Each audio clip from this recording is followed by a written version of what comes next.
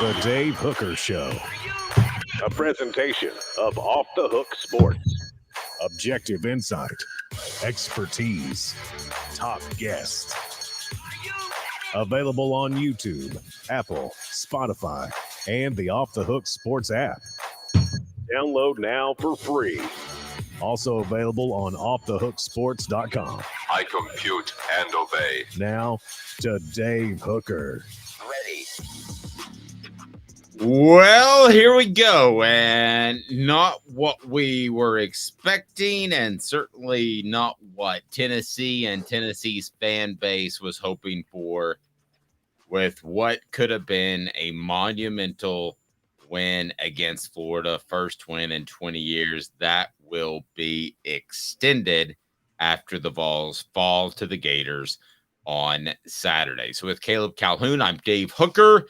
We recap what happened in the swamp and several other issues, including a citing for marijuana possession. Also, a lot of fans getting on one player in particular that I think is incredibly unfair. And we'll give out our Torchbearer Awards. We'll also give out a report card. So we've got a lot to get to. We want you involved as well, as much as anything else. So we've got a ton, and Spencer Riley will join us. So that is always a fantastic time. But let's go ahead and get to it. It is today's tough question, and it is brought to you by our friends at Zen Sports. Zen Sports. Here we go. Today's tough question is now. Tough question. Take a side. Take a stand. The Dave Hooker Show, a presentation of offthehooksports.com. First of all, I should have said hello. How are you? Caleb. Yeah, Dave never cares about how I'm doing, guys. You'll ever notice that? I do. I do. That's not true. But how are you, Caleb? I'm good. How are you doing, Dave? I'm well. Today's tough question is this: what happened at the swamp? So I'm going to go ahead and tell you exactly what happened at the swamp. There have been times in which Tennessee hasn't played well that I felt a little unsure of why, that I wasn't completely sure why Tennessee didn't play well, or if there was something off the field. South Carolina is a prime example last year. Now it is absolutely incredibly clear. And some of you are already on the Nico bandwagon. Some of you are holding fast to the Joe bandwagon. And listen to what I'm about to say, because I'm not going to blast Joe Milton at all. I don't think it is 100% his fault. But what's wrong with the Vols? Okay. Here's what happened even as far back as last year against South Carolina. Although this isn't the reason they lost the game. That was the Jeremy Banks off-field issue. Teams began at that point playing back against Tennessee. They didn't want to get beat with the deep ball. They didn't want to get embarrassed 60-something to 17. They were over that. Clemson did it. That's why so many passes were open underneath. So that's the evolution of defending Josh Heupel's system. Comment now. Go ahead and click that like and subscribe button, and we'll get right to you. So the issue is the deep pass is not there. And when it is, Tennessee, I'm going to use the Dante Thornton pass as an example, those aren't getting completed nearly enough. So the Dante Thornton pass, I believe, was underthrown. It took Joe Milton too long to get the ball out. But at the end of the day, Dante Thornton does have to go out and make that catch. I'm talking about the one over the middle. I think everybody knows what I'm talking about. So now the Brew McCoy pass was excellent. But if you have to hit a clip at 20%, let's just throw a number out there, on deep passes to cause defenses to react, Tennessee is not doing that. The problem is then exacerbated by Tennessee is not hitting at a high clip. I'm talking 60 to 70% underneath, which is exactly what teams are trying to force Tennessee to do. Does Joe Milton throw a heavy ball? Has he been accurate? Yes. Should Tennessee's players have caught a lot of those passes, especially going back to the Austin Peay game? Absolutely. This is not all on Joe Milton. So they're not hitting a high enough percentage on the deep balls, which teams are taking away. And then they're not hitting a high enough percentage on the short to intermediate passes to make teams roll up. That's not an absolute. I'm not saying they're missing every one, but that's where Tennessee is. Tennessee's defense isn't designed to hold up, nor is any defense, for long periods of time. Tennessee's defense is designed to attack. Tennessee's defense knows that they're going to make mistakes with their multiple looks. And the idea is you flip the field with a turnover or a big sack that ends a drive, and you get the ball back with a short field. I'm telling you exactly what is wrong with Tennessee encapsulated in one segment. And we're going to get Caleb's take, and we're also going to go take a look at the blame pie, which will tie into this. So Tennessee's defense was out of sorts, no question about it. On Saturday, took bad angles, missed tackles. But again, they are not asked to be fundamentally sound like, let's say, a Georgia defense throughout that wants to complement its offense who has the ball for a long time. So that's the 20,000-foot view of what's wrong with Tennessee and why things didn't go well at the Swamp. It's also why they had a players' meeting. It is also what happened against Austin Peay and why they didn't score 60 against a very bad opponent. That is where Tennessee is right now. How do you remedy that? No. It is absolutely not a quarterback switch. And somebody has already talked about the officials, and we can get into that. But if Tennessee has a higher percentage of both those deep and underneath passes, we're not having that discussion. So officials did have a horrible game, I thought, that went against Tennessee. I don't believe it was intentional. I've seen some of that. I think that's a little bit silly. Travis says outcoached, undisciplined, soft, a whole multitude of things, but the refs have not done their job. I think that's well said, and I agree with that. So that is where you are. How do you fix it? You have got to be more efficient on the short to intermediate passes. And when we say intermediate passes, Caleb, you and I discussed this last week. Some of those intermediate passes were slants to Jalen Hyatt that he took to the house, and they ended up looking like long passes. Let's not forget this. Hendon Hooker had a special season. Jalen Hyatt had a special season. We probably underconsidered the impact they had on Tennessee's football team last year. So there you go. That's what's wrong.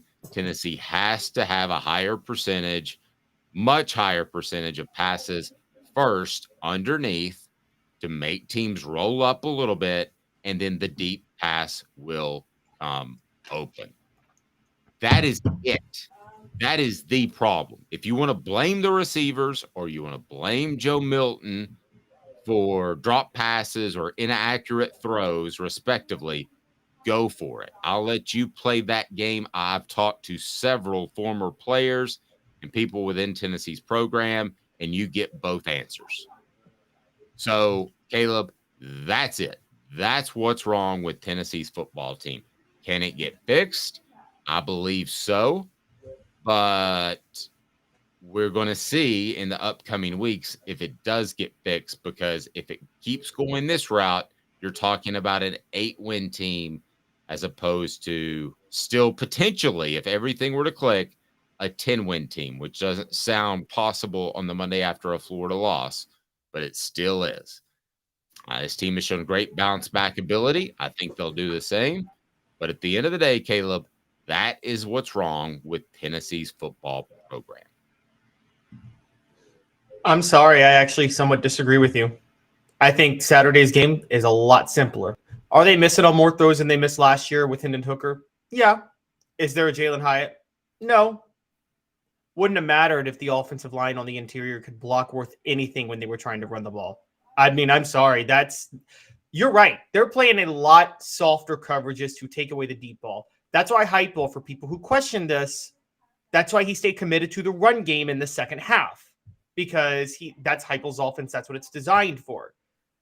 Jalen Wright had to fight for every yard. He averaged under 4 yards a carry. Who watched Jalen Wright on Saturday and blames him for averaging under 4 yards a carry? No, that's not his fault at all. Well, we're talking about two different things. I'm talking about the 20,000 foot view. You're at the gate. You're at the gate seeing that Cooper Mays is hurt. And Tennessee does not have the depth. So if you want to go there, certainly that's a factor. But if Tennessee against Austin Peay is efficient and Florida realizes they have to cover the intermediate passes, they're going to hit on some deep balls. But the root problem is they're not getting the efficient passing game that they have. Certainly, Cooper being back would be huge. And I want to address Cooper and the fact that some of you are upset with Cooper for not playing. That is certainly a problem, what you said. But as far as big picture philosophically, Tennessee and their passing game is the issue, whether or not you want to blame the quarterback or you want to blame the receivers for dropping the ball. So the Austin Peay game, I do think, altered how Florida was going to play. You're right. If Tennessee hits on the intermediate routes of the Austin Peay game, Florida probably plays up and allows some of those deep passes. By the way, Florida, the deep shots were there. I mean, the first drive, Tennessee hit, wasn't it Squirrel White on that first deep shot that set up the touchdown pass to Ramel Keaton? Yes. I believe it was. Yeah, so it was there. There was one to Dante Thornton that Thornton should have made. There was another one Dante Thornton did catch, to his credit. And then there was the touchdown pass to Brew McCoy. The deep shots were there. I think that, so I agree. There are too many issues when they're throwing over the middle right now. Joe Milton doesn't have enough touch on the ball. Brew McCoy should have caught one of those passes over the middle on a key third down. And Joe Milton also, I'm just going to say this, doesn't have the best command of the offense, hence the delay of game penalties. Also doesn't have the best pocket presence. There were clear instances where Joe Milton, it's very obvious he's not as good as Hendon Hooker. Now, you can still win with Joe Milton and the rest of the team around him. But part of this is if they're going to take away the deep shots, Heupel's offense depends heavily on being able to run the ball. I mean, heavily. Dave, we're going to have to also wonder, one of the debates is maybe Heupel's offense is not built to – you don't think about this because of the tempo they run. They're not really built to come back, though. No, but again, this goes back to the intrinsic problem that Tennessee has. Josh Heupel is not calling the same plays, whoever is calling the plays, and I believe it is Heupel. It's not Joey Halsley in his first season. I mean, come on. We had that discussion with somebody over the weekend. He is not calling the same aggressive plays because of what he is seeing. So but again, that goes to the core of you're not hitting a high enough clip of those downfield passes because you can't, because people are rolling back, and then you're not hitting the underneath passes in order to make them pay. So let's get to the blame pie right now, as we haven't had this out there before. But if you want to go ahead and get to the blame pie and run down the percentages of Vols that are most responsible for a Tennessee loss at Florida, let me hear it right now. All right, so I'm going to go 5% receivers. I'm not going to go too much receivers. I think a lot of the plays they did make were a little more on Milton, I'm going to be honest, than them. But there were a couple of drops that they shouldn't have had. Dante Thornton play and the Brew McCoy drop. So those two, I think, is enough to say 5% for the receivers. Right after that, I'm going to go 10% for Elijah Herring. I want to be fair to Elijah Herring. He wasn't ready for that middle linebacker spot. Now, I don't know if he's not athletic enough, or if he wasn't ready. But a lot of those bad angles you saw Tennessee take on defense was because Elijah Herring was out of position.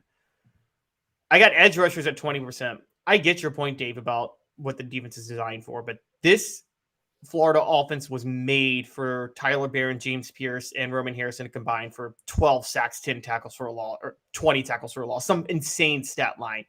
They didn't show up. I mean, we have to be honest. Tyler Barron didn't show up at all. in this game. Now, we got held on a play. Now, the other guys are on scholarship, too. You have to give Florida credit for outflanking Tennessee. There were some misdirection plays. They played Tennessee horizontally, which did not play against their strengths.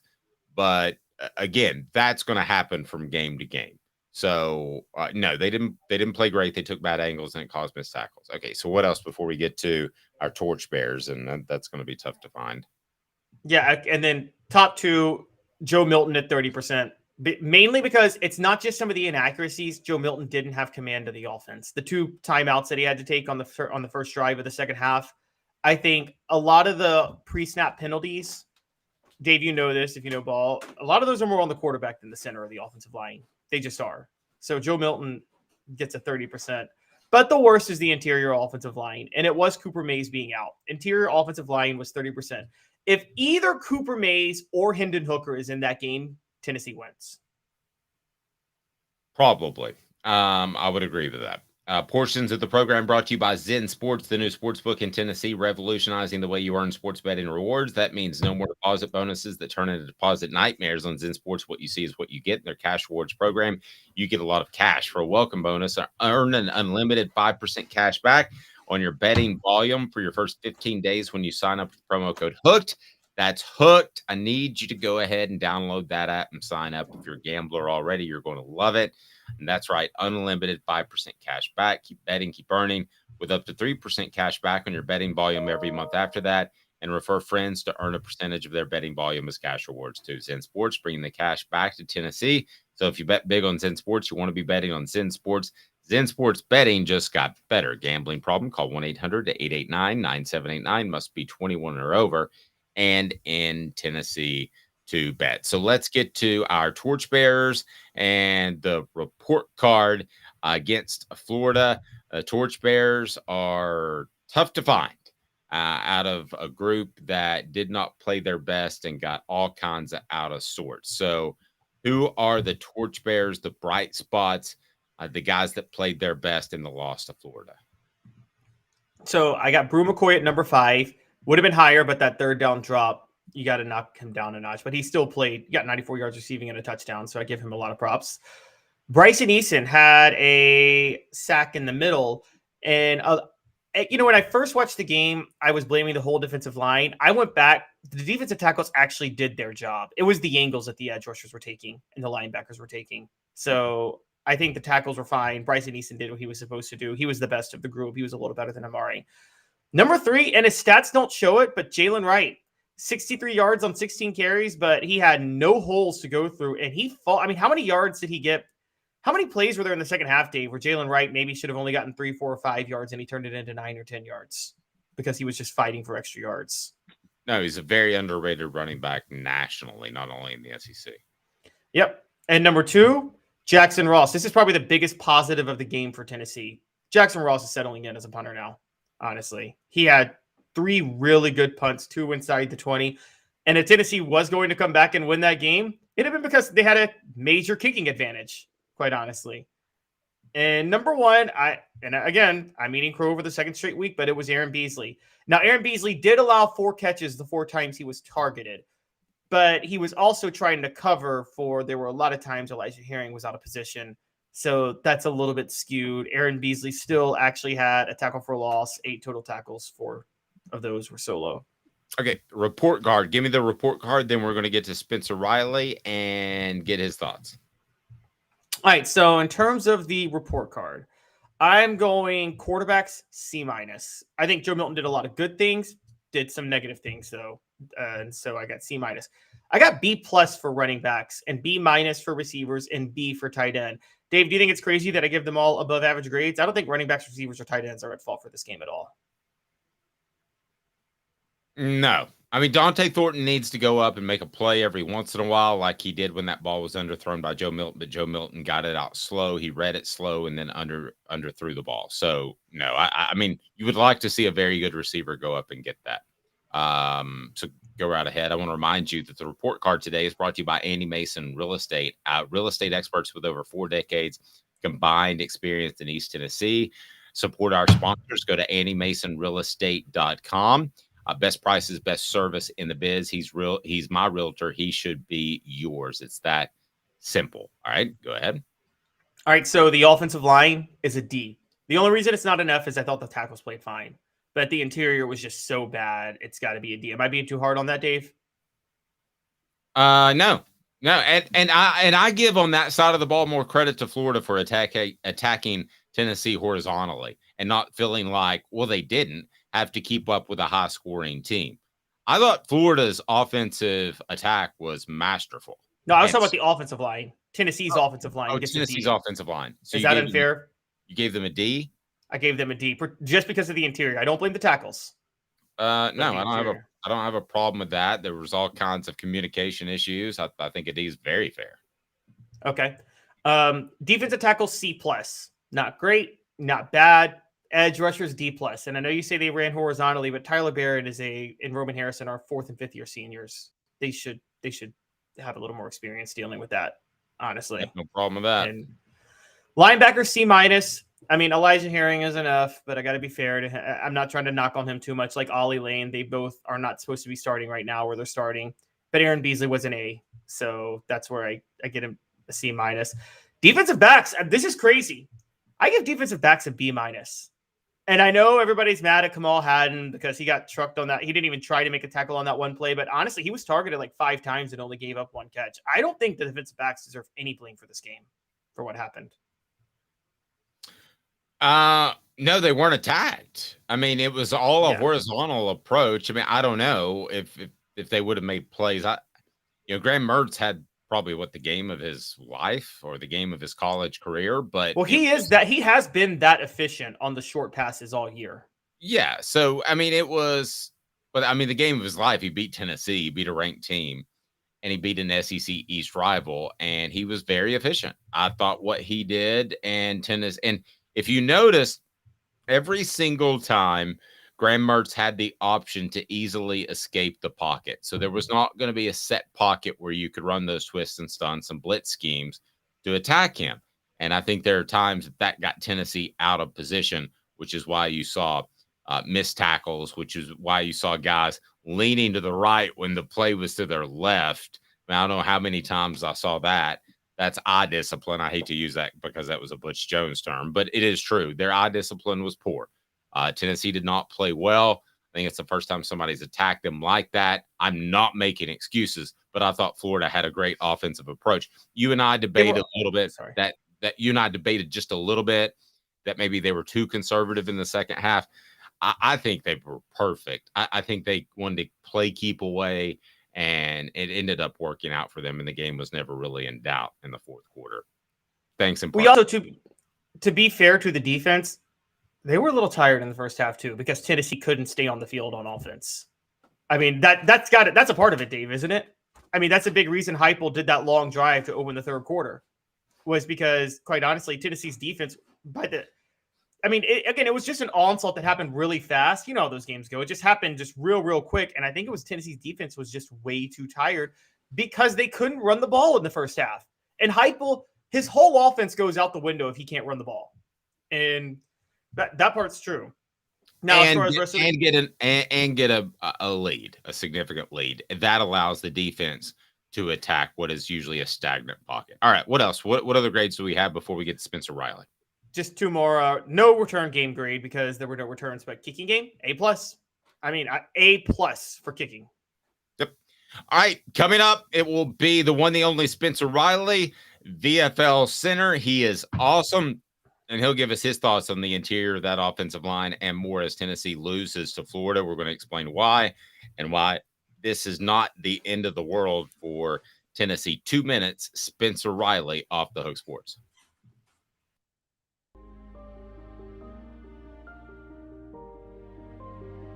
Our family has been creating one-of-a-kind pieces of jewelry in West Knoxville since 1986. Each piece is a combination of unique processes that bring your idea to life. Every day in our shop, a truly special item with a story all its own is being manufactured in our facility, bringing the history and family sentiment into a whole new generation of life. We're grateful that you chose us to be Knoxville's best jeweler, a title that we value and respect. Because to me, being a jeweler and owning a jewelry store are not the same thing. I'm Rick Terry. I'm a jeweler, and we want to be your jeweler. Kingston Pike and Campbell Station Road in the heart of Farragut, and downtown on Gay Street right next to the Tennessee Theater. Hi, Mike Davis here with City Heating and Air, reminding you to always dare to compare. Our team provides quality local heating and air service, installation, and maintenance across East Tennessee. We use only the best equipment like American Standard heating and air conditioning for your residential, new construction, or commercial needs. Honesty, dependability, and customer satisfaction have been the cornerstones of our business since 1961. City Heat and Air. Dare to compare. These mountains hold and defend a spirit far better than moonshine. A drink that holds flavor that becomes necessity. A hard cider made and relished by folk who are as hearty as they are legend. A refreshment that can only be found in one place.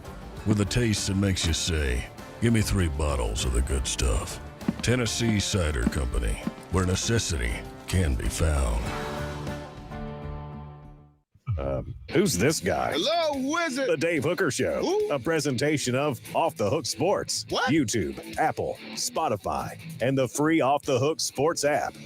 Back to Dave Hooker. All right, welcome back to the program. We'll visit with Spencer Riley here shortly. A couple of comments from the message board. Did we even blitz? No, I thought that Tennessee at times was caught off guard by the horizontal passing game, and they were very unsure, which you just can't do when you blitz and you stunt. And by the way, a stunt is when somebody loops around the back end and goes in through the interior, and then you have that defensive lineman go to the outside. For those that don't know, I want to be fair. And then, so did we even blitz? I think there were a lot of times they were prepared to blitz, and then suddenly the ball is being thrown in the flats. And that's what Tennessee did. And Tobias says Hype doesn't trust him, talking about Joe Milton, I assume, to throw the ball downfield. And Smoky Mountain Red says, I also think the team thought they were better than they actually were after last season. But here's the thing. I thought the team was extremely confident, Tennessee's football team, headed into the 2022 season. As a matter of fact, I don't know if I ever said this publicly. I thought they were too confident. And as a matter of fact, they were just right because they won 10 games in the regular season and they beat Alabama and Florida. So I didn't question any of their confidence heading into the season. Confidence is never a bad thing. This guy should be confident because I'm looking at his schedule and he's got the great Hamblin County tour. And so he goes from Hamblin East. I guess it's Hamblin's a county. And he goes Hamblin East. He hits them up 42-7. And he's got Hamblin West. And I'm not going to put him in a position to talk trash. But you watch out, Hamblin West. They're coming at you.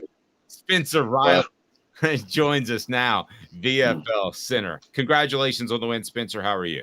Hey, man, I appreciate it. Thank you very much. It was a good win for us Friday night. And our team's trying to get a little healthy. We're open this week, so it's nice to be able to catch your breath right in the middle of the season and get ready for the long run of the end half of the season with the playoffs and the rest of the second half of the season. We got a couple more non-region games left with Marshtown West and then Farragut, which is a rivalry Thursday game, and then we have Cott County to follow there. So then 2 more region games there in the mix there and there at the end. So we got to handle our business as we move forward and just keep grinding and keep battling, try to keep everybody healthy for sure. Yep. As the head coach of Jeff County's doing an incredible job. All right. I like to go in broad scope. You'll learn this about me with guys that know more football than me. And you do. I don't know about that. No, you do. You do. There's a lot of people that say I don't understand football. Well, me too. But they're wrong about you. So just big picture, broad scope. What did you see on Saturday? Why were the Vols seemingly fighting and clawing and scrapping just to stay in the game from the get? Well, I mean, Well, I'll tell you, there's two things that always happen in the game of football. You got to block and you got to tackle. We didn't do neither one of those very well. You know what I mean? You got to do those two things to have a chance. And I don't think we did a very good job of that in the first half, which put you behind the 8 ball. We didn't make some plays down the field. And, you know what I mean? We had some costly penalties at times. Felt like we were penalized every time we had a good chunk play, explosive play. You know what I mean? I thought some I didn't think the game was officiated very well on either side of the ball. I thought there was a bunch of PI stuff that went on both sides of the ball that wasn't called. But you know what? You're going to let them play. At least they didn't call it on either side. You know what I mean? So, but I didn't think it was officiated very good at the end of the day on that side. And I didn't think we blocked at all really well in the first half. And I know we didn't tackle at all very well. And I know those guys, they teach and they preach that. And we didn't execute as players. And as you deal with 18 to 30-year-olds, sometimes that happens, man. You don't know where their mindset, and as a coach, it gets frustrating. And but you know what I mean? It's early in the year. You live to fight another day. There's a lot of things that happen in the SEC, a lot of things that happen in college football. You know what I mean? I've just seen where they dropped from 11 to 23. I think that's pretty harsh at the end of the day, because some other teams, I can promise you, there's not that many more teams that's better than Tennessee. They're a top 15 team in the country. Yeah, they didn't perform well on Saturday. So, you know what I mean? You tip your hat to Florida. You lick your wounds. You go back and you learn and you get better as a program. Hey man, I don't know why everybody's complaining. We did in my 4 years. We never went to Florida and beat them in the swamp either. And we were really talented and probably had better football players at the time. So, yeah, Spencer, I do understand that. I would venture to say, though, I think the thing that's frustrating to a lot of Tennessee fans is that not better football players than you, but just relative to where they are now, Florida had better football players then than they do right now during that time, too. Well, I get what you're saying, right? But Florida's better than they were a year ago. I mean, let's be honest with you. Transfer portal can make anybody better quicker than anybody. Deion Sanders can prove you that. You know what I mean? The realm of college football and how they recruit anymore has changed. I mean, guys, you can go from being a bad football team to a great football team just because of the transfer portal and not recruit any high school kid coming out of high school. And I see it on a daily basis. You know what I mean? I've got kids that are college football players that we're having a hard time getting recruited because of the transfer portal. And their recruiting won't start until December, where a lot of other kids start, the Power 5 kids. And that's a lot of people don't understand. The misnomer is Power 5 kids is Group of 5, Power 5, and then everybody else, right? All those guys recruit the same. They're looking for the best transfer they can get. So, you know what I mean? And Florida's better. Don't get me wrong. You know what I mean? One of my buddies was on the defensive staff last year at Florida. And, you know what I mean? He left and is now in the NFL. They got great coaches. That's what they get paid to do. It's great recruiters. They do a great job down there. And I'm not taking up for Florida, but I'm just telling you right now, you can be bad one year and be great the next, or be better the next, a lot better the next. And they were a lot better, especially in the defensive line and the offensive line. So so speaking of that, I want to talk a little bit about Milton. I know there's a lot of criticisms of him. I do want to know where your thoughts are. I didn't think he was as inaccurate as people said he was during the game, but I know there were a couple of throws he missed. And then I think more that what stood out to me was maybe a lack of command of the offense with the crowd, because there were 2 timeouts that had to be burned on the opening drive of the second half. And is that a concern for you going forward, or do you think it's one of those games where it's the swamp, 7:00, they're winning? So, well, I mean, and I'll say this, there's a lot of things that have to go into making sure play gets in on time, personnel, things that they may not have the right personnel in the game. I couldn't tell you, I wasn't there, but we burned 2 timeouts Friday night because we didn't have the right personnel in the field, right? Or you lined up wrong because somebody didn't get the correct signal. You know what I mean? We try to go as fast as we can, just like they do. And sometimes they just don't get lined up right. And you got to, and you're in a critical part of the ball game right there. And coming out in the second half, hey, you really need to score right there to start the second half. So you want to use those timeouts instead of, hey, we'll just live with it and go to the next play. Sometimes as coaches, you just deal with that and you just call the play, deal with it, and you get it corrected the next snap. But I want to say it was a second down and a third down right there. Maybe even first down. I don't remember. But I think there were two big play opportunities there for us that we needed to get in get everything lined up, ready to go try to execute. So I don't think it's Joe Milton's fault. I don't think it's only Joe Milton's fault, but he is the quarterback. He is the voice. He's got to get everybody lined up and going in the right direction. Spencer, when you heard about that players meeting that we broke it off the Hook Sports last Sunday, was that a red flag to you, or was that a good thing, or was it like a let me see what happens? I'll be honest with you. Player-only meetings are only as good as as you want them to be. You know what I mean? And it depends on. I mean, I don't know these kids that well. A player-only meeting to me was like, look, man, why are we meeting? We know what we did wrong. We got to go correct it. We're going to hold each other accountable. Let's move forward, and let's handle our business as we know how to, as young men and young athletes. Yep. And here's one of the things about Joe Milton that I think people need to remember. And I've been told that they would never, ever make the change to Nico. And I'm not implying that they should either, Spencer, but they would never make that change because they think so much of him, not just from an athletic standpoint, but also from a leadership standpoint. And that's something as a coach. I mean, if you got two guys you think are completely equal, and one guy's a great leader and the other guy's not, who you want to go with as a head coach? I'm definitely going with the leader. You know what I mean? The character and the leadership part of the piece to me is the most important thing that I can ask for. I've dealt with that in the past and had to make those decisions. I definitely agree that the leadership and the character piece is the most important part, because you can manage the game with a lesser athlete at quarterback. You know what I mean? Joe Milton's not a lesser athlete by no means. Right. You know what I mean? I'm not saying that on him, but you know what I mean? In our case, you know, you can deal with that. And I think Joe Milton has done, he's not executed at his finest, but we all knew he's not, he is a gunslinger. He's going to throw it down the field and we're going to go get it.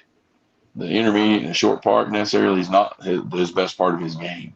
That's something that he can develop and continue to develop over the years as he continues to play this great game that we get to play and get to coach. I don't know.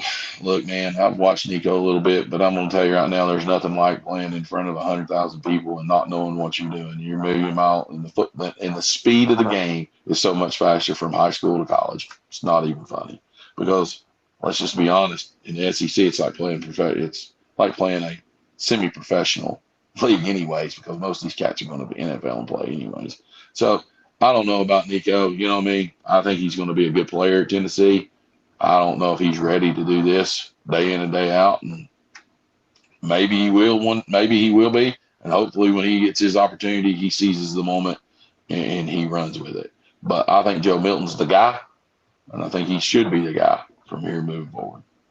Spencer's appearance brought to you in part by Campbell, Cunningham, Taylor, and Hahn. Enjoy life better when you see better. Local vision service for LASIK, cataract surgery, and regular eye examinations.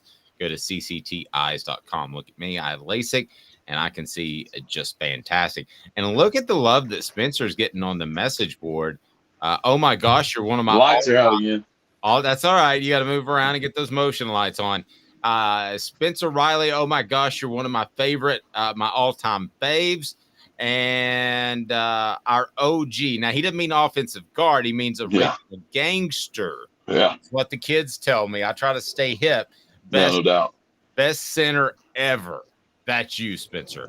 I don't know about that. There have been some really good ones that played before me, so I was just blessed to be able to carry the torch. Yeah, you pretty darn good. I think you're selling yourself a little bit short. All right, so let me ask you this, Spencer. The interior of the offensive line did not have the push. Did we get fooled a little bit because they did have a push with Ollie Lane at center, Andre Kuric at left guard because of Cooper May's injury at center? Did we get spoiled a little bit thinking that they can push Virginia around and Austin P around and they're going to be able to push everybody around? I mean, at the end of the day, you know, it's different now. You're not playing those guys on that you played Saturday. You're going to have a chance to be in the NFL guys. I don't know if those other guys that we've played from Virginia and Austin P will have an opportunity to be NFL defensive tackles. You know what I mean? I don't know that part of it, but you know what I mean? I didn't think we've communicated very well. If you're not being able to communicate very well up front, you struggle. It makes you look like you're not very good. And I think that's big. I think that's a big key for Tennessee is they got to be able to communicate in a fast, chaotic environment. And I don't think we did that very well. Spencer, is that a long-term issue, or do you think that's something that'll get better when, say, Cooper Mays comes back because he's just more experienced at playing center? Well, I mean, let's just be honest. You got to be fairly smart to play center in their offense, and you got to get people in the right direction. You got to make your calls, and you got to move fast. You got to know what all five guys do. If you don't, it's hard to make those adjustments on the run and on the fly. You know, a guy has a little bit more playing experience at center. He gets used to that. He just does that it's just natural to him, right? If you've never truly been a center, and I've been through those experiences, guys, and I know how they feel as a center as you try to figure it out on the run. And I mean, I don't know how much. Let's just be honest with you. I don't know how much difference Cooper Mays is going to make if he would have made much difference in the Florida game. I'll just be honest with you. I don't know. That's something we won't have any answers to. You know what I mean? And if he's not healthy, don't play him. I mean, if you got guys that are healthy, play them. I mean, they've got enough guys. They got enough talent in the offensive line to play guys that are that are not hurt. And you know what I mean? But again, at the end of the day, if you're hurt, there's a difference between hurt and injured. You know what I mean? But if you just got nagging stuff, go play. It's what college football is about, man. I mean, you're beat up, and you're sore, and you're tired, and that's it. You know what I mean? I know a lot of guys that's played with broken bones and tore tendons and muscles and stuff like that. And you just dealt with it, and you went on about your business. You didn't go out and worry about things. You just did what you had to do to make it work day in and day out. Yeah, I can tell you this, and I haven't shared the injury out of respect for who told me this. But you know, it is something that could get re-injured and could be potentially season ending. So sure. And I got frustrated by some people. I got really frustrated actually because you guys as football players are a heck of a lot tougher as a rule of thumb than us that sit here and talk about it. And I believe in my heart of hearts that Cooper Mays, had he felt able to play, would have played, no question. In some ways, he reminds me of you, Spencer. You guys are both tough. And the other thing I'll say is that I don't think Josh Heupel helped him because I don't think they really thought he was going to play last week when Josh Heupel says expects to play on a Thursday and they dress him. I felt like that was a bit of a charade that by accident on Heupel's part put Cooper in a bad light. That to me was frustrating. Well, I mean, with the way the NCAA and the SEC, you know, with the way the leagues are trying to make everybody give a mandatory injury report, you know what I mean? Like the NFL, you're gonna tell them everybody's gonna play, or not, or you can do the Bill Belichick and say, yeah, they're all Tom Brady's doubtful for 12 years. They're out. You know what I mean, or whatever. So, Well, it's not like you have an IR, it's not like you're putting them on the injured reserve. They can play at any point. You know what I mean? So play the game. If you're going to play the game, right? With that. And to me, I'm like, yeah, I get it. I get it from a head coach standpoint. You look, man, I try not to give my injury bugs out. And so I don't want people knowing that. I don't give them don't want to have any slight advantage. You know what I mean? And that's what coaches do. You try to find, all right, hey, is this cat playing? Is this cat not playing? And so I get it. I get where I didn't put Cooper in a very good light. But you know what? At the end of the day, they're college athletes. You know what I mean? And it's different from when I played because we weren't NIL guys. You know what I mean? Sure. And let's be honest. You know what I mean? They are getting paid for their name, image, and likeness, right? Call it how it is. But they're getting paid to play football. They wouldn't have name, image, and likeness if they wasn't playing football. Yeah. So I'm a pretty good looking dude, Spencer, and I don't so get am I. name image. Me neither. We're both handsome SOBs. Yeah, and no doubt. saying here's a bunch of cash. All three of us are. There's no question, right? All three of us. But I'm not getting paid because of my name, image, and likeness. And some of those guys aren't getting paid because of their name, image, or likeness either. They're really good football players. So, and that's why companies want to do that. And they want to be associated with that, which means, hey, you're getting paid to play football. So play, and you end up making more money. Make plays, you make more money. If you don't make plays, you don't make more money. I mean, that's the way college football is today. And I get it. And I don't care if they get paid or not. I thought we all should have got paid. I mean, you just think about me in a season, just me, each individual. I think roughly we figured out one time, everybody was on the team. I think we got made the university like $1.5 million in a season. We don't see a penny of that other than our scholarship, which was fine.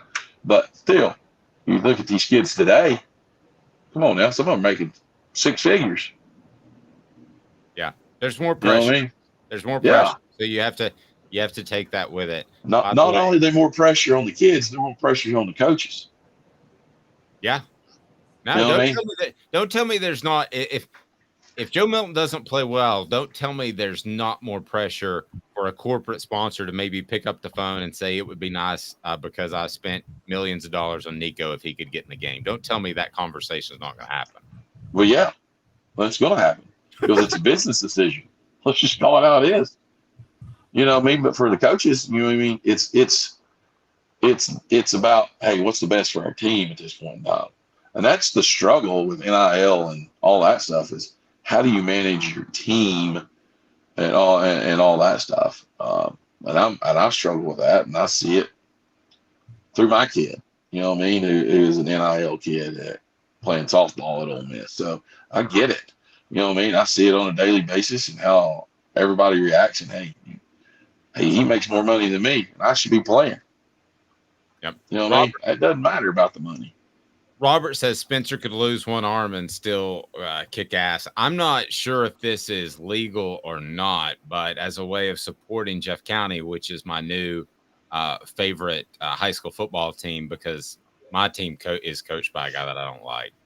But we don't have to talk about Powell High School. But anyway, I like you. That was kind of hot heat, wasn't it, Spencer? Wow, let's go right at the chin. Yeah, he used to play poker at my house, then lied to me about something. That's okay. But Spencer, let me can we put an off the hook patch on your jersey? Can I pay NIL money to do that, like on the left arm or something? I have no idea, buddy. I'm not into that. So whatever. I'll call an administrator. I'll call an AD. Yeah, we'll call my AD and say, hey, I got somebody who wants to do this. Can we do this? So go find out. Spencer, you're the best. You make our show better and the product every Monday. So I can't thank you enough for the insight that you bring. Man, I appreciate it. I wish I could be a little bit more insightful to the day-to-day operations of how Tennessee runs things, but I ain't got that time to go down there and check it out that much. So I just kind of get to watch on Saturdays and have a good time. Yeah, that was good. It was good insight. I don't know that anybody gets inside buildings anymore, even former players like they used to, which is for sure. Great stuff, Spencer. Congratulations on the win. Enjoy the off week, and then let's go win the title.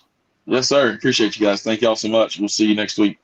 Man, that's Have a good one, awesome. Spencer. Spencer Riley, loved visiting with him. He probably could do pretty well without one arm. I mean, he'd at least do okay. He might have to move back to guard. I'll say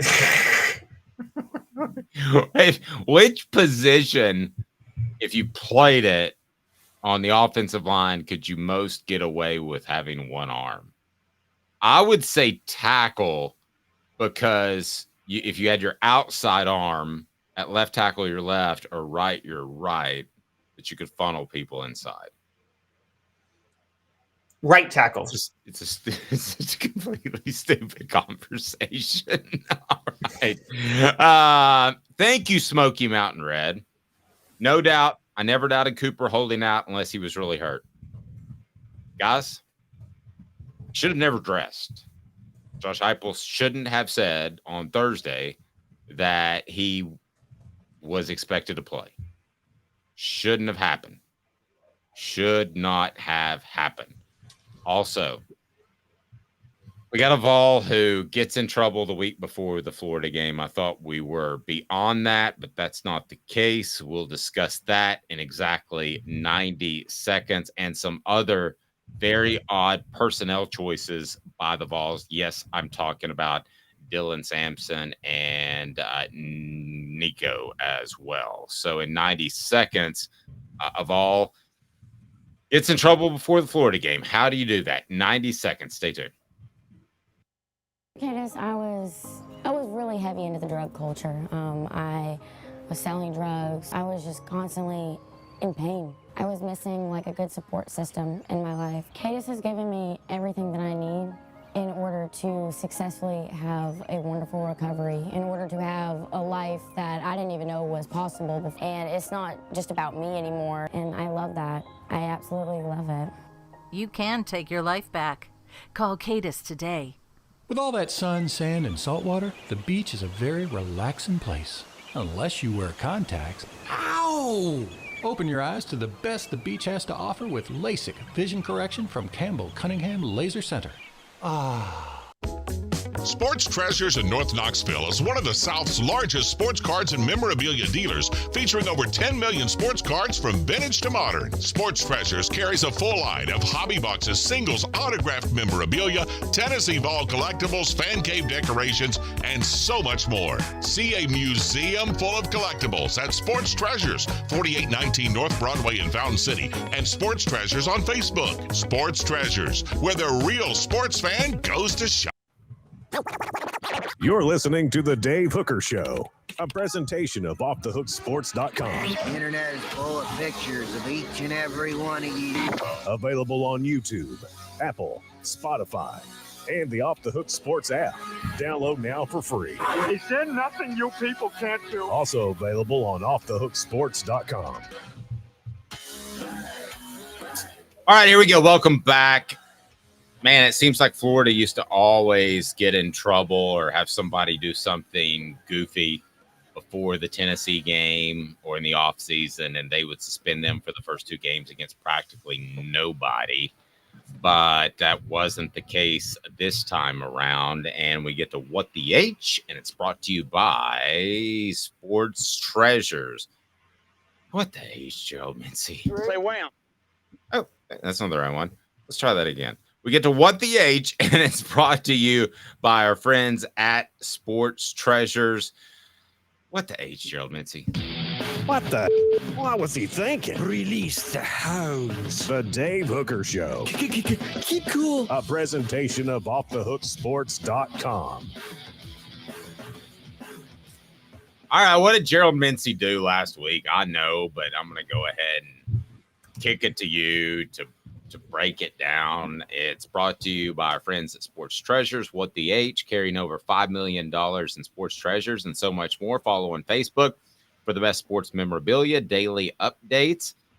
You can go to their Facebook page at sportstreasurestn.com. And also, they sold one of my books over the weekend, which is fantastic. And if you would like a personalized copy autographed to you, David Leverton got one, and he wanted it to say, to the punter who saved Tennessee's national championship because of the Peter Warrick tackle, you can click right down there, and I'll personalize it if you would like. Hard and soft covers available, also available at Alumni Hall and Hound Dogs. Celebrate 98, the untold stories behind Tennessee's 1998 national championship. Gerald Mincey, what'd he do? Gerald Mincey was cited for simple possession, which basically we don't know for sure, but it's a pretty obvious guess that it was probably weed leading into the game last week. And whether or not you think it should be illegal or legal, it's illegal in the state of Tennessee. And he was cited. I don't believe he played. Yeah, he did not play on Saturday. And Heupel being the ever classy guy, tried to just say we made the decision to not play him. He didn't really want to dime him out, but it's public record. I mean, you know this, Dave. You worked at the newspaper. Even if coaches don't want to report it, it's pretty much out there when players get arrested. So this to me is kind of a big deal because we've talked a while. Gerald Mincey is having a hard time, taking that next step to be a full-time starter and reaching his potential.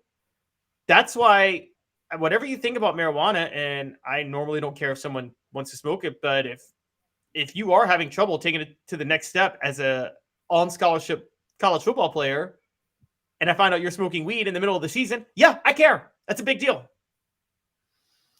I don't have a problem with marijuana as a whole. I would much rather these guys smoke pot at night than take painkillers, because I covered a young man named Aaron Douglas who passed away from an addiction to painkillers that were caused by a football injury. So I see this a little bit different. I was very close to that family. So maybe, Caleb, I see it a little bit differently than you. I also am kind of the mindset of, haven't we as a society said, this is okay. However, that being said, Caleb, you're right. It's illegal. You shouldn't be out breaking the law.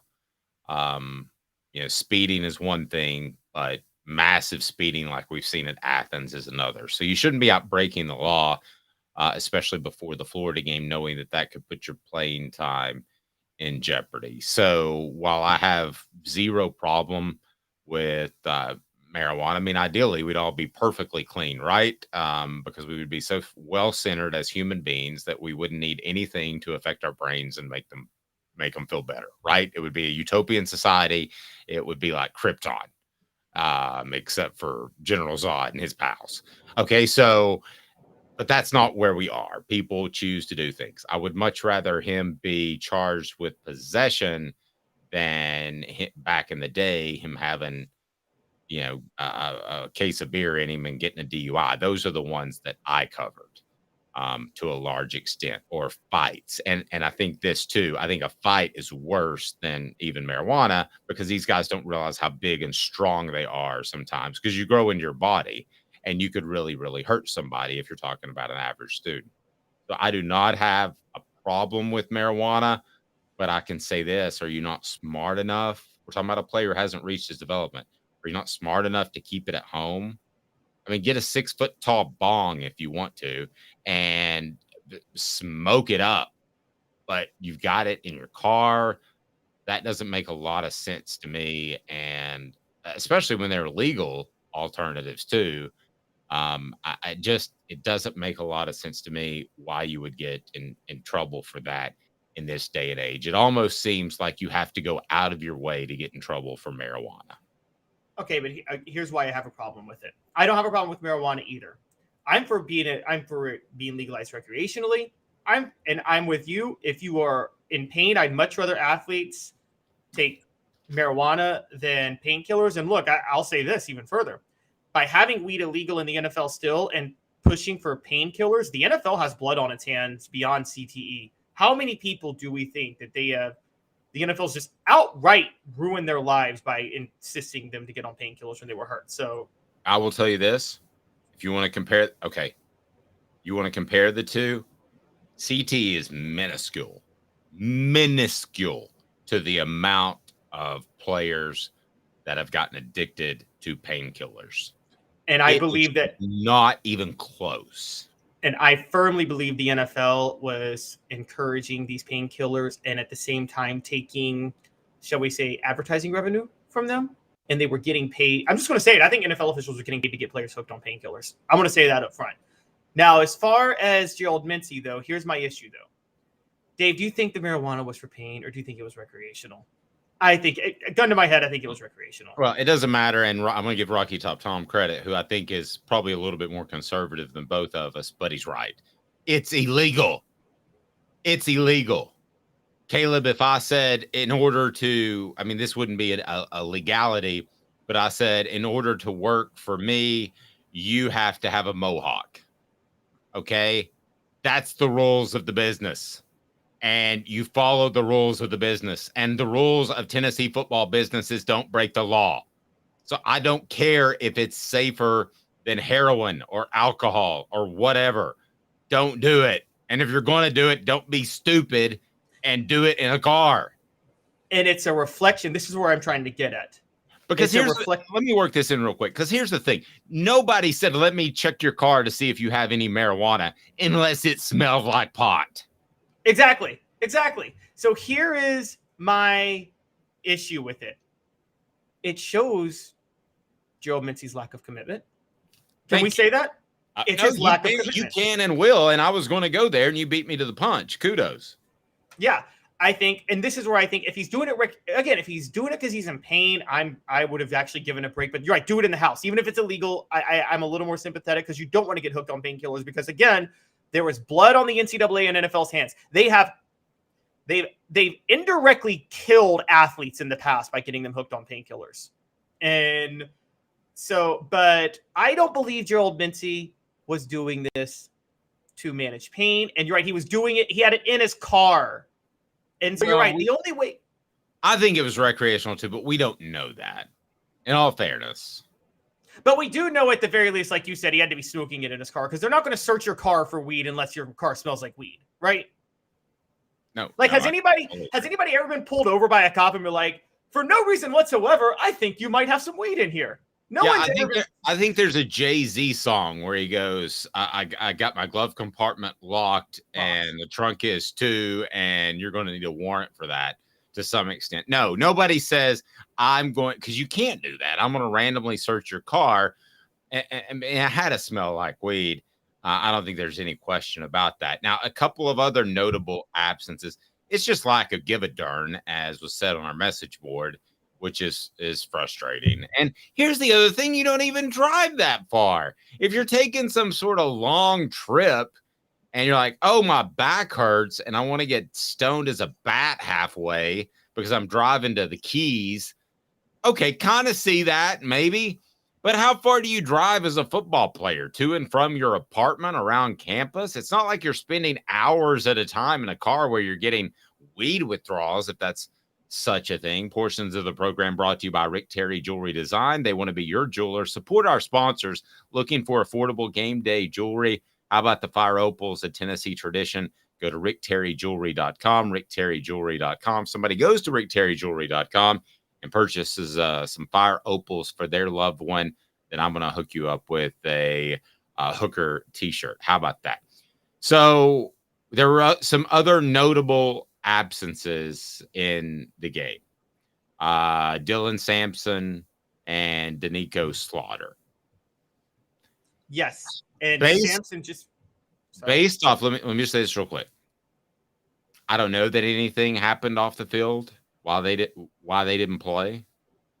But I'll say this, or while their play was at least limited. Based off what Josh Heupel has said publicly about Cooper Mays, I don't have trouble believing it. Is that a fair way of saying it? That there's something going on about there's some could be something nefarious. So Danico Slaughter, Heupel said just at the very end he wasn't available. That's all Heupel said.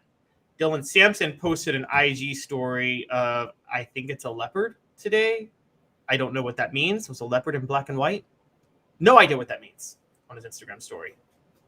But yes, it could theoretically be something nefarious. Heupel's never open with it. And so is there an issue, Dave, when you consider this and the Jeremy Banks situation last year, is Heupel, does he have full control of the team?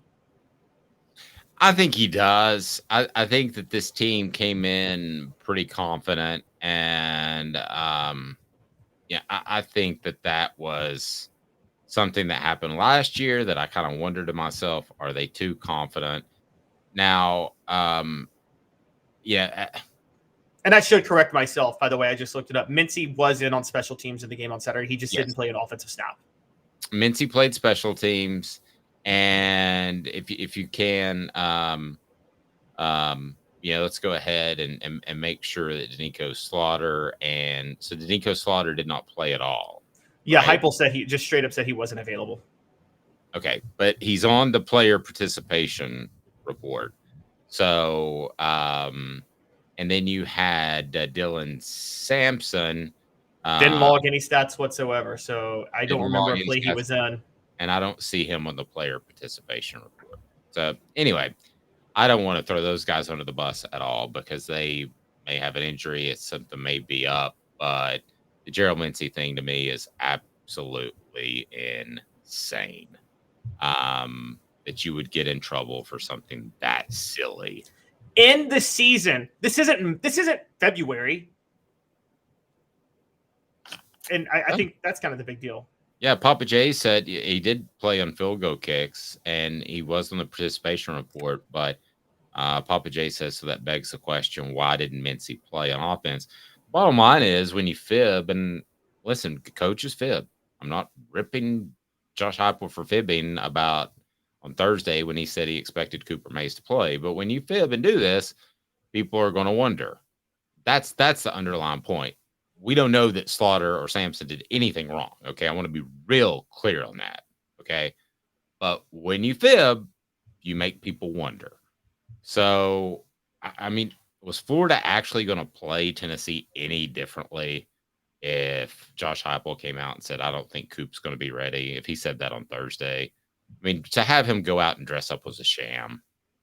And I just want to say real clear that the players only meeting that I reported last week and some other things that I've reported like that just then did not come from Jacob Warren or Cooper Mays, who we work with. I specifically avoid such topics to not put them in any sort of bad light.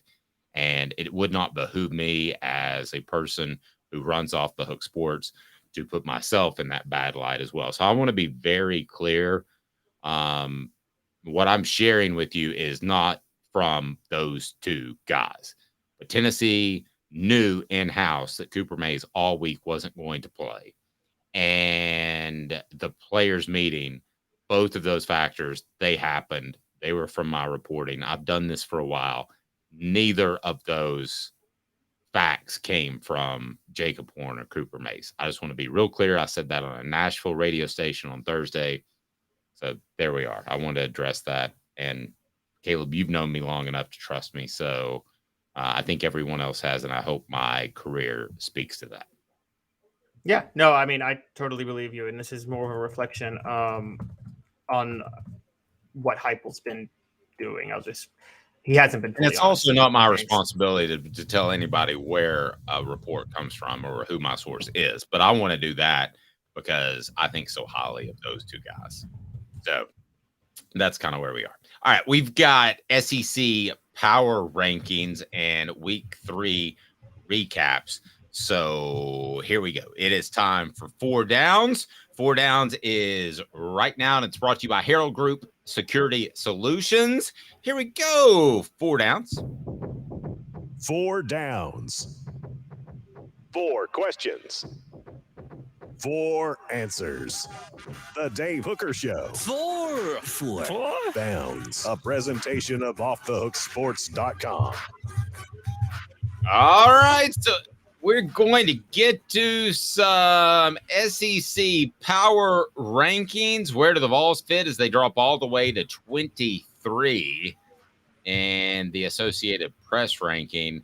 They were a little higher on the coaches ranking, but basically the coaches ranking means nothing because sports information directors do those sorts of things. I wonder who did it this week now that Tom Satkowiak has left, the head sports information director.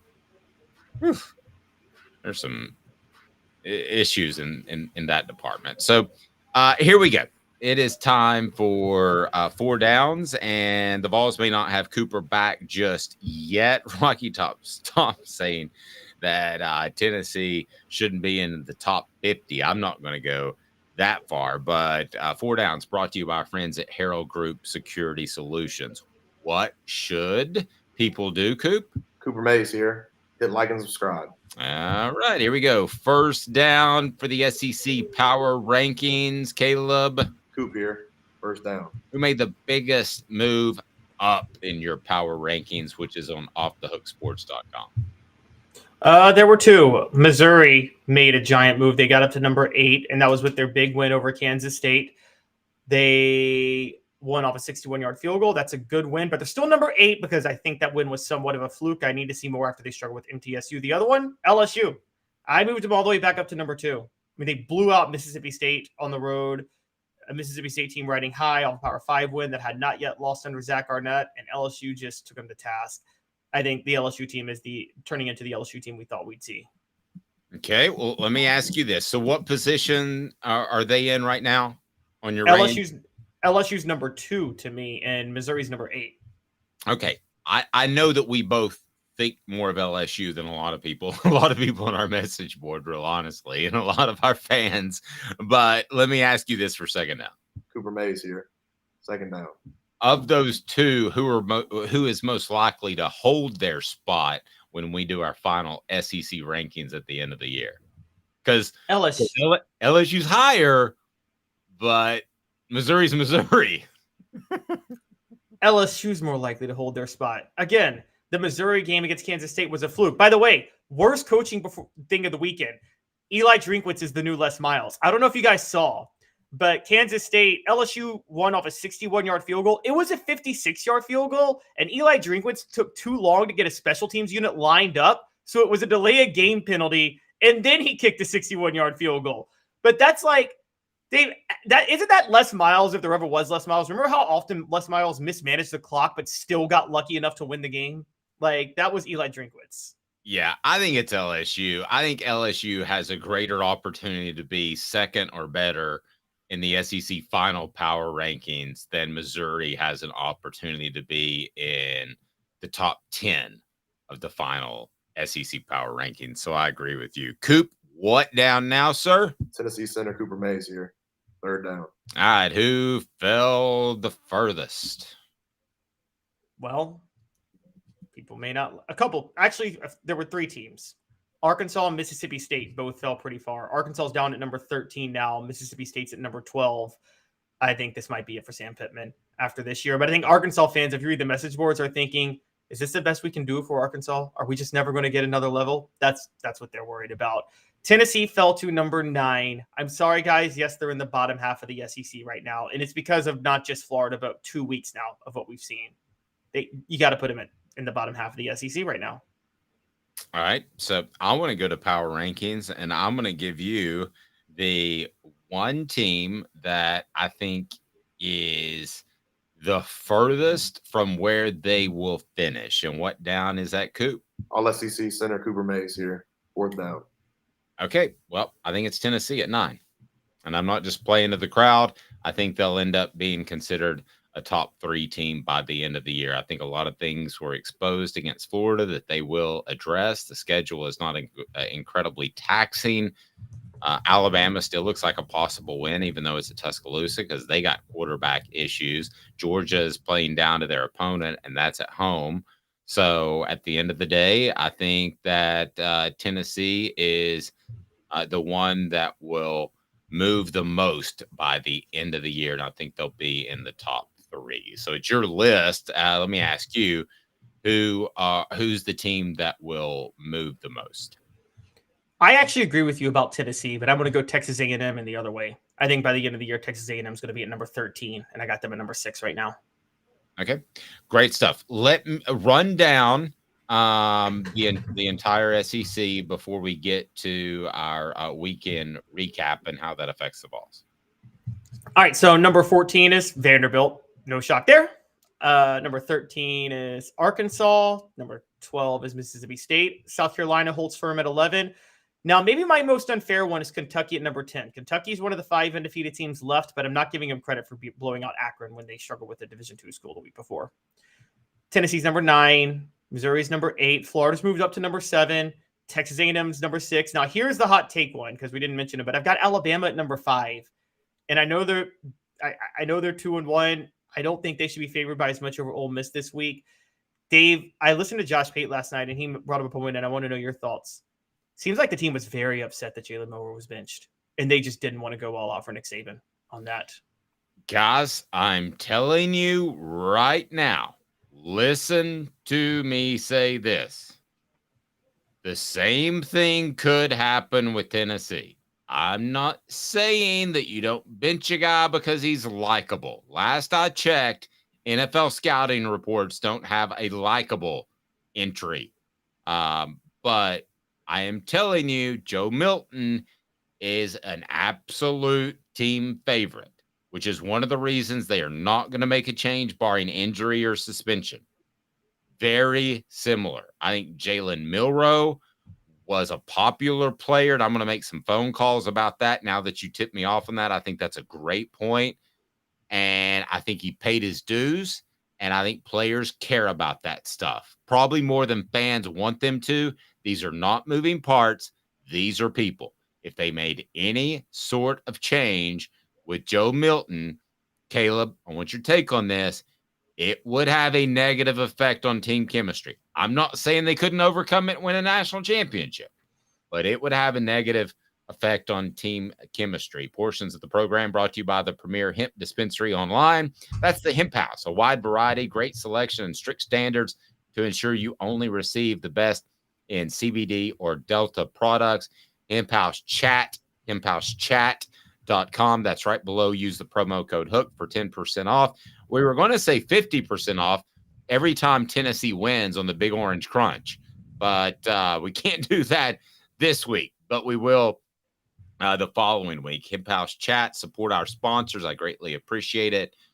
Fine products. And Caleb, if you're Josh Heupel, how much do you factor in the fact that if you did anything with Joe Milton, that there's going to be backlash in team chemistry? Because I can promise you from the people I talked to within that program, there would be. I'm not saying anybody revolt, but it would be a factor. It'd be a huge factor. And we know this happened because we know 2005 when Rick Clausen, Philip Fulmer, people wonder when that team unraveled. That team unraveled before the season started because I think Philip Fulmer lost the team the minute he named Derek Gaines the starter first. And you probably know more about that than I do. But even when I know Rick Clausen came in later and did become the starter and was the full-time starter for a minute, but I think the team had already completely checked out on Phil Fulmer and I totally turned against him for the fact that he didn't name the starter. Yep. You're 110% right. They wanted Rick Clausen because they thought they had the players. Then we could debate whether or not Rick Clausen could have got the job done, but it doesn't matter. The players believed it. The same way the players love Joe Milton. So it doesn't matter if they're better off with Nico. The players believed Rick Clausen was the guy, and somewhat of a similarity, but not really because Nico's uber talented. Philip Fulmer looked at Eric Ainge and he saw the shiny sports car, and he was essentially the race car driver. So finish out our rankings. All right, so we already mentioned LSU at 2, Georgia obviously number 1. So the headliners left are I got Auburn at 4 and Ole Miss at 3. And I'm sorry, but they're both undefeated, and Auburn's win at Cal is looking pretty impressive, and Ole Miss has beaten the best Group of 5 team and just blew out a Power 5 team. Ole Miss Alabama this week is worth watching. Interesting. 10 years to the date. 10 years after Lane Kiffin got fired by USC, by the way. It was that, and there was a really good article that I sent you about how he has changed his life, and he holds devotionals before every team meeting. I know we all think I think that's fake.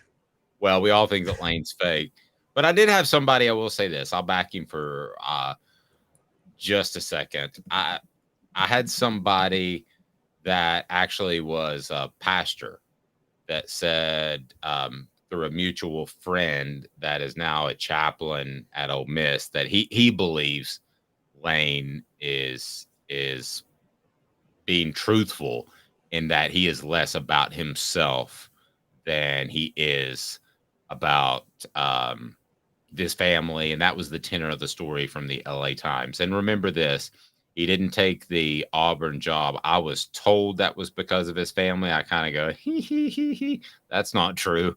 But he said that was a big part of it and actually went into that for the first time on the record. Again, everything with Lane and everything with coaches, I take with a grain of salt, Caleb. I'm not a fool. I don't just say I believe it, but I'm more apt to believe it. I'm 70-30 believe it. You sound like you're 30 to 70. You don't believe it. I never believe people when they talk about devotions or Bible study or things like that. No, that's what I don't know if you know. Guys, go Google the Tyler Summit situation with what forced him to step down as head coach. He says he and his new wife, do Bible study every day. I'm like, okay, nice cover for breaking up a family and having the most inappropriate relationship in the history of college athletics. So, Hugh Freeze tweets more about the Bible and his love for God than anybody and did beforehand. Okay, sure. That's pretty fair. I mean, I can't argue with that. College football week 3 takeaways. I think Tennessee fans should be excited about what Deion Sanders is doing because he is doing it with the transfer portal. He is doing it with a good culture, which Tennessee has, despite the fact that we've certainly nitpicked and said some things about the Vols, which weren't terribly positive on the show today after the loss to Florida, including an off-the-field incident. But I think there's some similarities between the way they're running both programs. The difference is Josh Heupel is ultimately the offensive coordinator, the offensive coach, whereas Deion Sanders turns everything over. But I'm telling you, if you haven't had a chance to watch Shedeur Sanders, I know Mel Kiper just got out of a hole and put him as the third best quarterback on his upcoming NFL draft list behind Drake May at North Carolina and Caleb Williams at Southern California. I'm sorry, Shedeur Sanders is better. He will go number 1. He has light feet. He wants to stay in the pocket. However, I got a chance to watch a lot of that game. He's a bigger Bryce Young. Yes. That's pretty strong, crazy praise, but that's what I believe. Yes, Shedeur Sanders is incredible, and he's clutch. That 98-yard drive after. I mean, remember Travis Hunter is hurt in the game because I don't want to say that was a cheap shot. I think you're worried. You're a defensive back. You're worried the guy's going to catch it. You lean in to try to knock the ball out. He wasn't going to catch it. You're not thinking about whether or not he catches the ball. But the 98-yard drive was huge. No, Shedeur Sanders is incredible, and Deion Sanders in Colorado, they're balling. And quite honestly, it's going to change a lot of the future of college football, particularly with the Big 12, where they're going to go next year, being so focused on being a lot newer and flashier. Deion's a perfect fit. I try not to look at the message board all the time because it throws me off, but Travis got me. He said, speaking of hookers, Hugh Freeze baptized someone last week. He did. He did. Did he really? I thought that was like some sort of weird religious sex joke. Okay. No, he actually did a baptism last week because he's a fraud. Okay. All right. At least Bobby Petrino never pretended to find Jesus, by the way. Give him that. Well, I don't want to get into all that, but Pac-12 as a whole still looks dominant. It does, and it's not going to exist in a year, which is absolutely bizarre. Is this a rare year where the Pac-12 is better than the SEC? No. Honestly. No, not if they played 1 to 12. And I know the SEC has 14 teams, but 1 to 12, the SEC. SEC is winning in the trenches, but the Pac-12 quarterbacks, and this is my takeaway, Pac-12 quarterbacks are way better. Oh, I agree. The trenches versus quarterbacks, I think you neutralize things at that point. It's debatable. I mean, I will tell you that it's debatable, and that's saying something because I wouldn't have said that 3 weeks. It's a random year. It's not going to happen every year, but right. Well, because there's not going to be a Pac-12. SEC is wide open. Yeah, it is. A big part of that's quarterback play, right? Yes. By the way, you guys can all thank me. I told y'all to bet against Mike Bobo, one of the worst offensive coordinator hires ever, and it's looking more and more like that every day. Georgia has a horrible offensive coordinator. They have a terrible offensive coordinator. He's garbage. Missouri's kicker bailed out Eli Drinkwitz. He did a 61-yard bomb that looked like it would have been good from 70. And it was only 61 yards because Eli Drinkwitz took a delay of game to get lined up. It should have been a 56-yard field goal. How do you take a delay of game off a timeout trying to line up for a field goal? That would have thrown me off as a kicker, and I would have missed it. I would have shanked it. Texas, Oklahoma are back to carrying the Big 12, and they're going to be real factors, especially Texas in the SEC, immediately next year. Yes. I may have misread Texas. I'll take the L on that. I'm still not so sure on Oklahoma. Haven't played anybody, but those are the clear-cut 2 best teams in the Big 12. Iowa State lost to Ohio. Iowa State has the worst offense in the state of Iowa now, and that's crazy to think about because there's a team called Iowa in the state of Iowa, but Iowa State has the worst offense in the state of Iowa. They had a bad loss, obviously Kansas State losing to Missouri. And then as we're going to go to with the next takeaway, Oklahoma State getting blown out by South Alabama. Yeah, and I'm going to totally disagree with what you said about Mike Gundy joins Dabo Swinney as coaches falling behind. I thought Mike Gundy's always been behind. I don't. I think he maxed out what was possible. He had them a fluke upset away from playing in the national title game in 2011. And if not for a plane crash that totally distracted the football team that day, they win that game and they're playing for the national title. He's maxed out what you can do at Oklahoma State. But he's 20 years. He's 20 years at a school that's well funded, and he almost lucked into a national title. I mean, look, it's better than we can agree to disagree, but I think he's. You want to talk about Dion being a shyster? I think Mike Gundy's more of a shyster. I think he's the guy who gets his agent, who's probably Jimmy Sexton, and he gets him to continue to use leverage to keep the job, and he kisses all the babies and he hangs on with 9-win seasons. Ugh, that's the guy that I would hate covering that guy. FSU survives. Yeah, and I don't think people should panic about FSU. It was a 31-16 lead at Boston College in Boston. Just, they were looking ahead to this week to Clemson, and I think they're still okay. I still don't believe in them. I'm going to say that. I'm not giving up. I think the beginning was a fluke, and I'm going to hold out hope. I don't change my opinions based on 1 month of play. I'm going to tell you guys that right now. So, okay. And then you got number 8. Finally, college football really begins this week.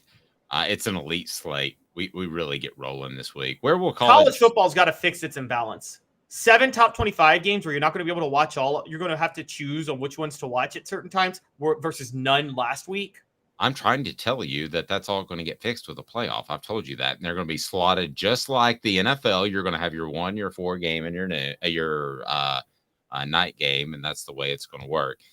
College football Heisman race, you've got Michael Penix of Washington, number 1, Shedeur Sanders, Colorado, number 2, Sam Hartman, Notre Dame quarterback, number 3, Caleb Williams, USC, number 4, Cameron Ward, Washington State, number 5. I take my Heisman vote very seriously, so I have not really dove into Hartman, Williams, or Ward and what they've done this season, but I have seen a good bit of Penix and Sanders.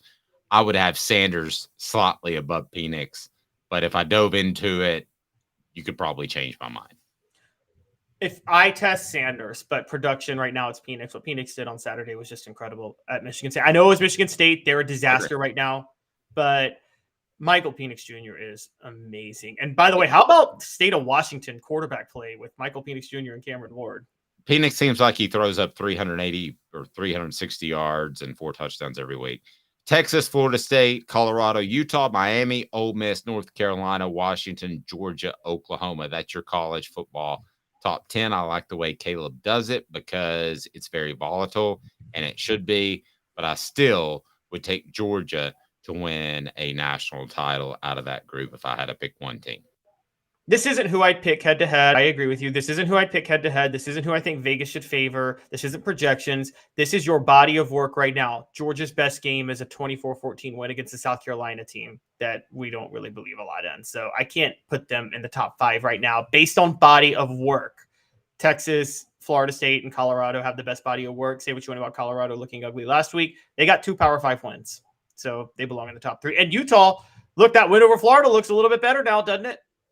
Yeah, no doubt about it. And the not so professional drummer says, funny how the NIL and portal have spawned all this controversy. It's good for ratings for sure. We loves our drama. Yes, we do. And then Travis says, Hooker has seen quite a bit of Phoenix. Have a good day, evening, morning, afternoon, whenever you're watching. Hit that like and subscribe button and be sure that you have your notifications on. That Sunday show with Fred is up. The Vol Report with Cooper Mays, brought to you by City Heating and Air Conditioning, is up. The Vol Report with Jacob Warren, brought to you by Doctors Campbell, Cunningham, Taylor, and Hahn, that is up as well. We want to thank Tennessee Cider Company, the original hard cider of the Smoky Mountains. Use the promo code HAT. Get a free awesome piece of swag with any order available most anywhere in the United States of America. It's awesome. Thank you, everyone. We love the interaction. Weekdays, 10 a.m. on YouTube, and then wherever you want to podcast, we are there. Please leave a review. We greatly appreciate that. It helps us get out there even more as the family continues to grow. And for Uncle Eddie, I'm Dave Hooker. This has been just kidding, Caleb. This has been a presentation of